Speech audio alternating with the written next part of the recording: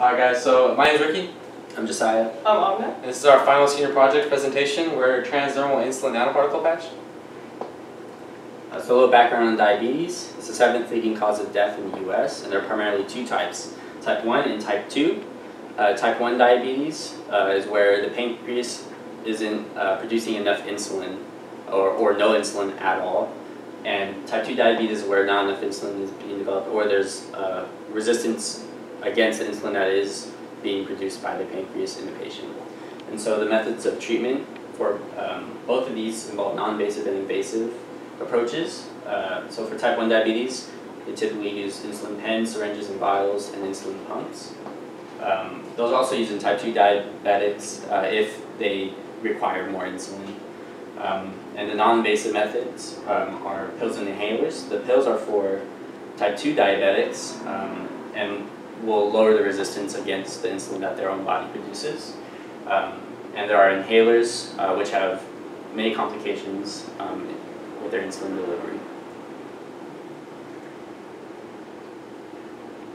So a little background on nanoparticles. Nanoparticles have been used for a long time. Originally they were used for paintings and making steel, but now we've been able to manipulate them and engineer them to use them for the specific purposes that we want them to.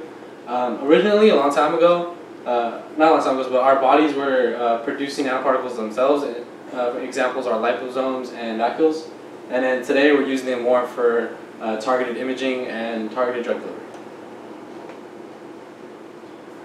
So for the market, there are approximately 29 million people who have diabetes in the US, and there are about 1.4 million people being diagnosed with diabetes every year.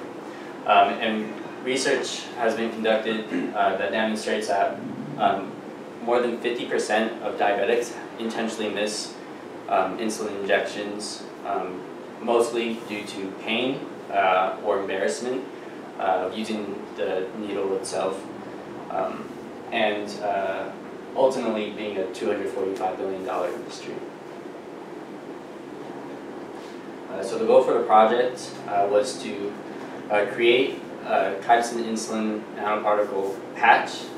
The nanoparticles having a 85 to 90% encapsulation efficiency, and ultimately to use this patch for patient use to deliver insulin to the blood, non-invasively. So for the materials, specifically just for the nanoparticle synthesis, we have low molecular weight chitosan, tripolyphosphate with TPP. We use 2% acetic acid as well as human recombinants and the insulin powder. The respective costs and the respective places to purchase them are all written on the side.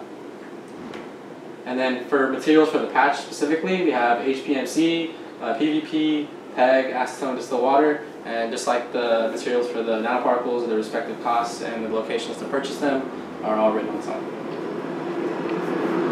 So the methods for nanoparticle synthesis involves us using our chitosan and mixing that with 2% acetic acid, followed by mixing our designated concentration of insulin with the acetic acid, and then combining those with a 1-to-1 volume ratio. We would then place them in an ice bath indicator to allow it to mix as well as to cool. And then we add TPP dropwise until we see opaqueness. After that, we like to keep it in 4 degrees Celsius in the refrigerator, and then we repeat that for the next sample. Alright, so for synthesizing the patch, using the nanoparticles that we synthesized, we combine that with HPMC, PEG, PVP, acetone, and distilled water. Once we have those mixtures, we store it in the refrigerator where it gelates and should become solid, and then we characterize the patches. And then the ratios for the mixtures are all written in the attachments at the end of the PowerPoint. So this is kind of to show you what the methods were like. This is our first patch that we characterized, and this was us using the Franz diffusion cell in order to circulate the water and to test the patch. So this is porcine skin, and there's a patch that diffuses through. And then as far as after we made our nanoparticles and the patch, we had to conduct testing to characterize it. So for we used 2 different methods. One was UV spectroscopy and the other one was DLS. and both of these were used for the patch and the nanoparticles. So as far as the nanoparticles go, we used the UV spec to figure out the amount of insulin and the percent encapsulation efficiency of the insulin. And the DLS machine was used to determine nanoparticle size and aggregation. And the UV spectroscopy was also used in the France diffusion study to study the patch. So we looked at how much of the insulin diffused through the patch, and we determined that by looking at the concentration using the UV spec. So after we completed the testing that I described in the previous slide, we determined that the percent encapsulation efficiency was about 35%, which is a little bit lower than literature, because in literature it's typically 20 to 91%, and the method that we were following had a 91% encapsulation efficiency. And according to the DLS machine, our nanoparticle size was around 900 nanometers. So this table just shows the different samples that we had, as well as the encapsulation efficiency from each one, as well as the average size of nanoparticles. And then it shows you which nanoparticles we used to actually create the patch. So once we did create the patch, this is the curve that we came up with. So we used the second batch of nanoparticles to create our patch number 1. And then we place this again on the France diffusion cell to see how much of the insulin passed through. So as you can see, over a 4-hour period, 99% of our insulin actually went through the patch, which means that it was very effective in releasing the insulin into this solution in the diffusion cell. And this curve is good because it resembles standard drug delivery and diffusion curves that are present for most drugs. And